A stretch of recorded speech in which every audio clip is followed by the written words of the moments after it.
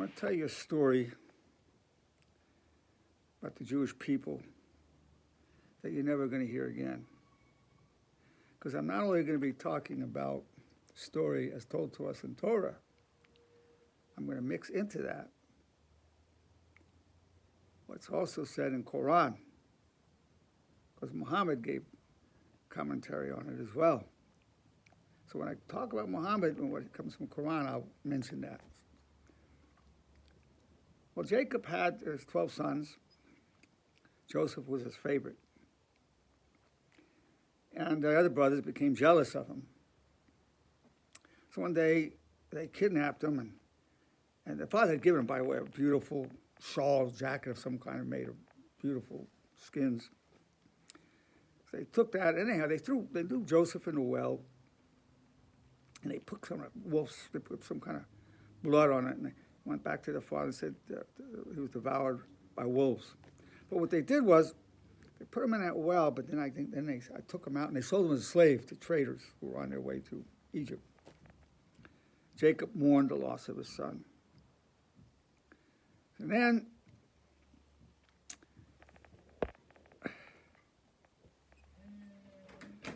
as they were taking... Hello, how are you? All things human. And then as they were taking Joseph...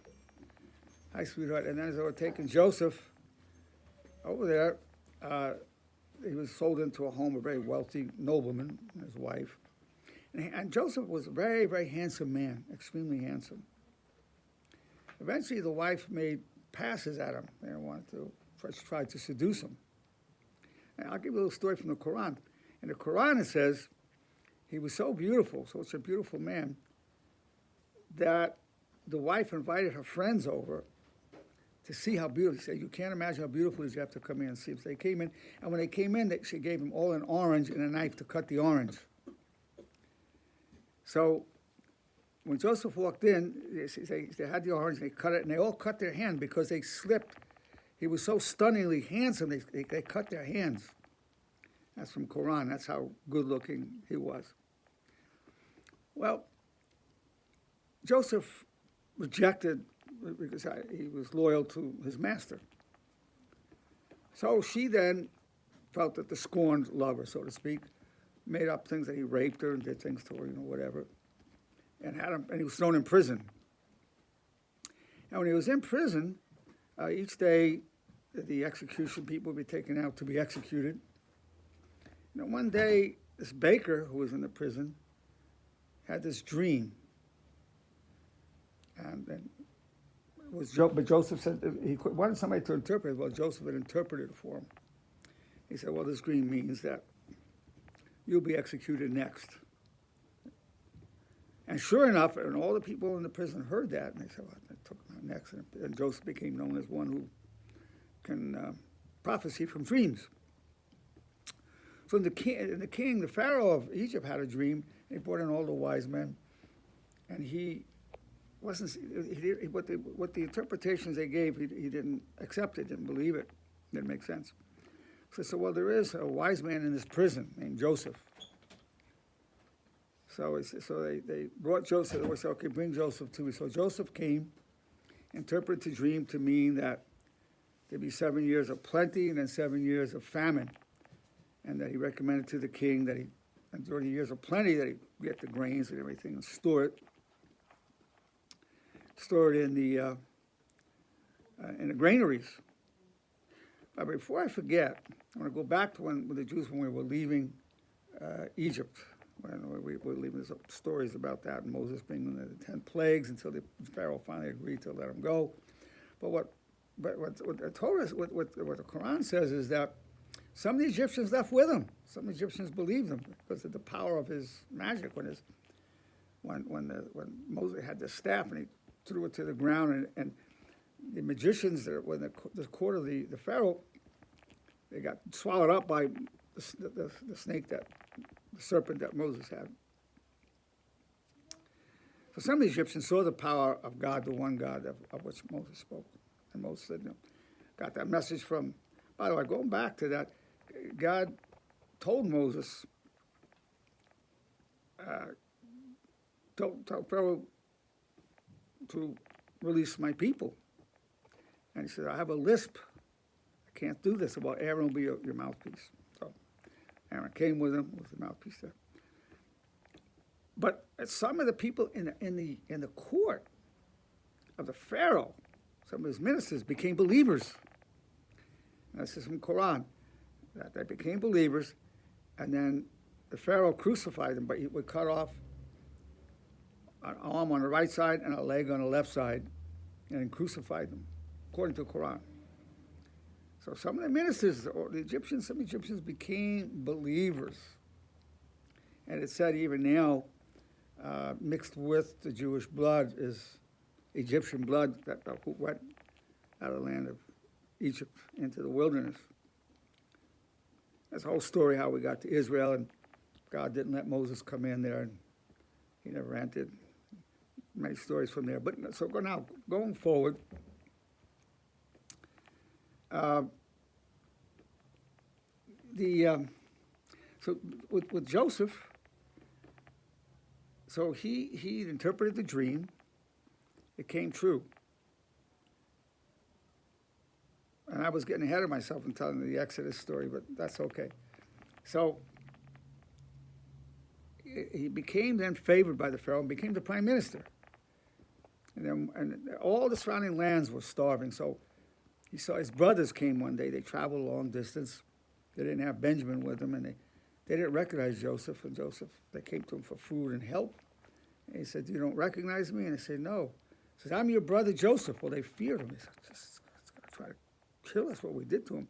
And he embraced him, and he says, "Where's my father?" And he said, "Bring my father to me, bring Benjamin." So they went back, and then that's how we ended up staying in Egypt. All the tribes came into Egypt that way because of famine. And Egypt had all this because Joseph told the Pharaoh to store stuff in granaries. So it's from there where generations of generations, the Hebrew people prospered within Egypt, and then became a Pharaoh who knew not Joseph. They forgot about him. And then he said, these Jews are becoming too powerful, so they subdued them and enslaved us hundreds of years. And the story of Moses, Exodus, the plagues, Pharaoh agreeing, go back and forth, back and forth. So then we went our way, and he, on our 40 years in the desert, and we came to the land of milk and honey, Israel, things that took place along that journey. But it's called the Passover because God said, I'm going to kill the firstborn of any household that doesn't have blood on the doorpost. So Jewish people blood on the doorpost, and the angel of death, as the story goes, went and killed the firstborn. That's what finally convinced the Pharaoh to let our people go. He passed over the Jewish homes. And then as we were running, Pharaoh came chasing after us. There's a story about the Red Sea parting and then closing, and we didn't have much time to let the bread rise, so we ate unleavened bread, which is the matzah. So that's how the matzah came about, the symbol. That's a symbol of fleeing from bondage in the land of Pharaoh.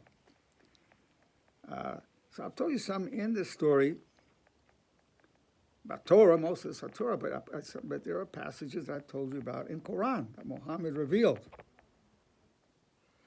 So I think I've mixed it in I've given a Muslim commentary on the Hebrew Torah.